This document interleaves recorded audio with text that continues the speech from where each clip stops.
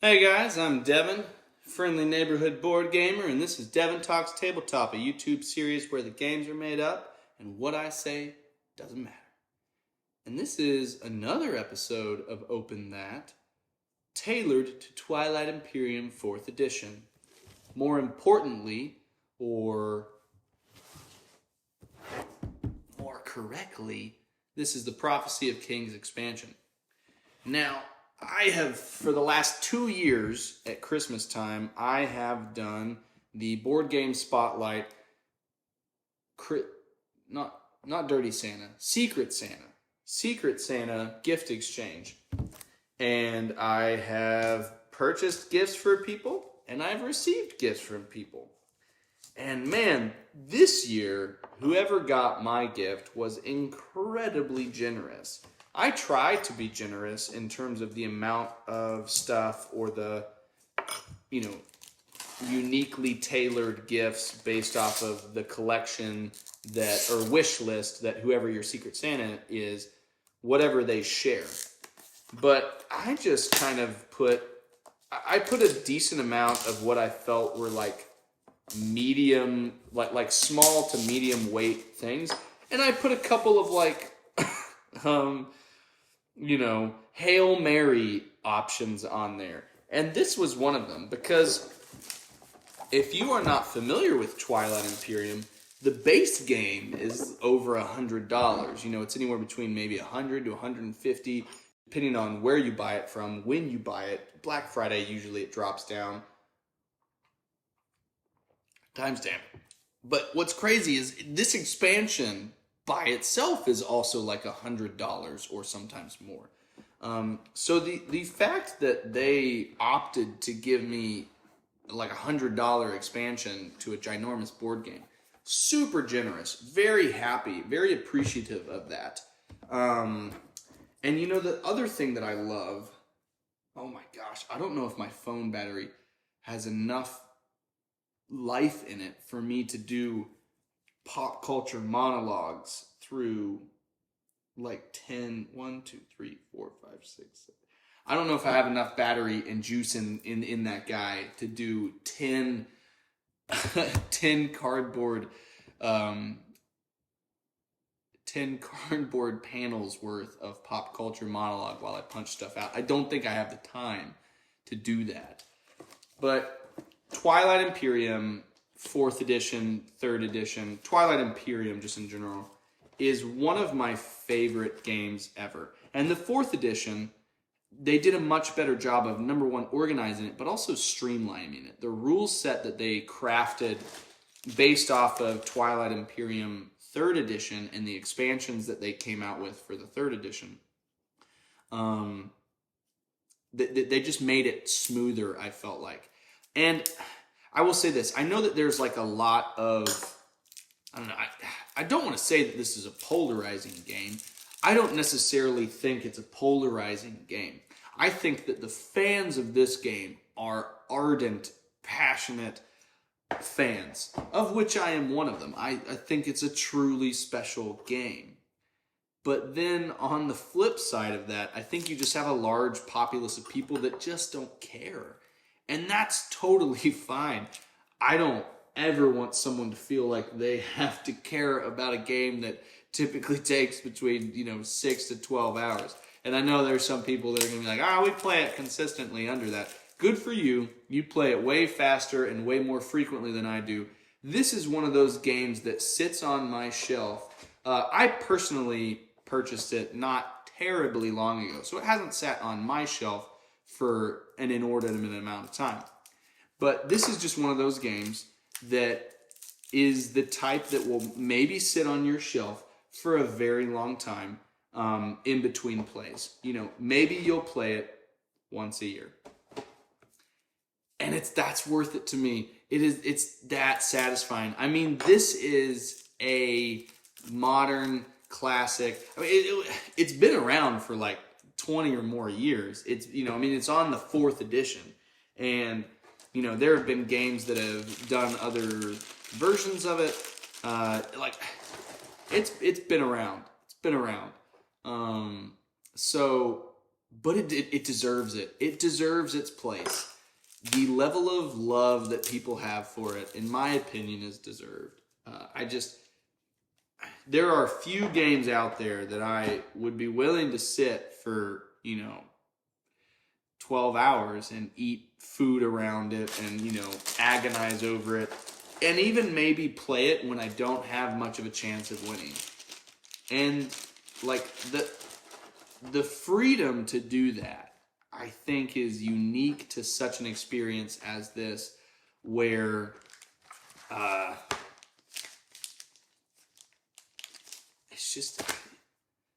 it's so exhilarating when you are able to craft a strategy or a plan of action and see it take shape over the course of however many turns, and maybe adjust and adapt, and maybe your plan horribly crumbles in front of you, and then you craft a new one as the universe and the game state changes. And I think that's one reason why Roy Canaday's Last Light game is so appealing to me and to so many people, because what you get from a game like this, like the level of satisfaction that you can derive from the experience, is tangible and it's memorable. You remember when you play this game. You're like, oh man, that was the game when I had Mechatol Rex and I was in the center and I had control, and then you swooped in through a wormhole and brought in your forces and you completely decimated me, and you were able to take that, and I had to retreat, and then I had to move into a new space, and I had to break an alliance that I had made with someone, and that upset them, and it just, the whole political landscape of the game shifted from that one play. Like, those moments happen in this game, and that's so enriching as a board game player. And I have such a love for it. And so I just really wanted, I was happy to see extra content for it. Even though I haven't played my personal copy of Twilight Imperium, I was happy to get a massive expansion for it. And I know that I think some people continuously play. And I just love how much of a world there is. The first 4 pages isn't even rules. This is the rule book. This is the lore compendium that's got all the lore in it. This is the rule book, and the first 4 pages is just telling us about the world. Then after that, they're like, okay, we'll get to the rules now. Like, this has such a rich lore and world building atmosphere to it. They've got new mechanics, new units. It's got 7 faction sheets to it. So it's got 7 more factions in addition to no, I said it right. Addition. Yeah. In addition to the 14 or so that I think are in the base game. So, man, I cannot wait to play this the next time that I play it, whether with the expansion or without the expansion. I think that this is the kind of game I like, where you play for objectives and you play for lower point thresholds, but higher stakes. Every gain, you feel it. It's why I really like Dune Imperium, and it's why I haven't taken the leap on Lost Ruins of Arnak. I'm not saying I wouldn't enjoy that game. I just, I know a lot of people, you kind of fans of one, fans of the other, and then there's a decent amount of people in the middle that are like, no, I like both games, which I think is totally awesome and valid. But I don't want to compete for 250 points. I say that even though I love Tapestry with my wife, but I like that for kind of different reasons, and I don't feel as much the competitiveness with the points. Maybe I would if I played with more than 2 people. But I just, it's rare. How about I say this? It is rare for me to like a game like Tapestry. It's more rare because to quantify your jump, say a player gets 5 points. Does that mean very much if your end game score is over 300 or it's over 100? How do you assign or attribute satisfaction or meaningful association with that move versus another move? Whereas in a game like this, if you get 2 points in a round, that was a good round. Like that was a successful round. You either completed 2 1-point objectives, maybe 1 public and 1 private, or you completed 1 2-point objective. And like getting to claim that point jump is like, oh, that's so satisfying. And so when you end a game and it's like, oh, it's first person to 10 points, that doesn't sound like a lot. So when someone's at 7 or 8, you're like, oh crap, like they're close. They could possibly get it. They get a 2-pointer and they have a secret objective that's a 1-pointer. They can take the win. So we have to watch them like a hawk. Like that kind of stuff is exciting to me. Those mental games, the mental aspect of games like this is so much fun. And yeah, it sucks when you lose. It sucks when you spend like 8 to 10 hours in a game and then you don't come out on top.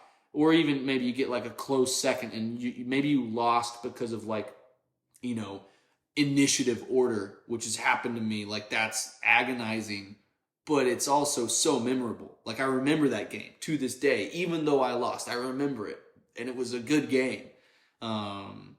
So I think that's just so exciting for me. It's one of the best experiences, one of the best feelings.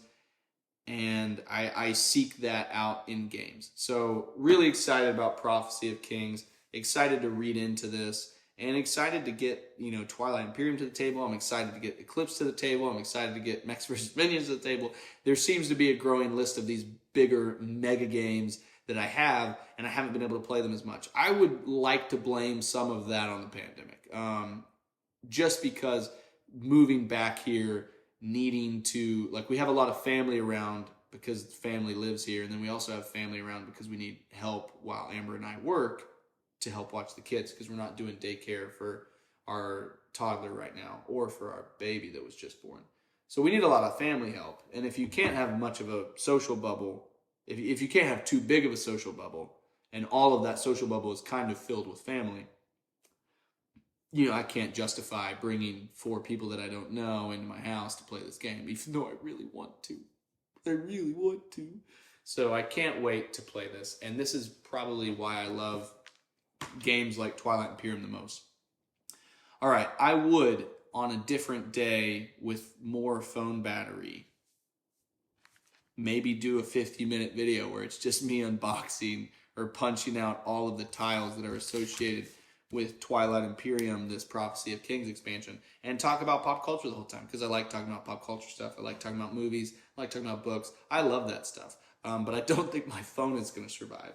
So I am instead going to call it quits here after I have passionately explained why I love these games. And that's where I'll end it. So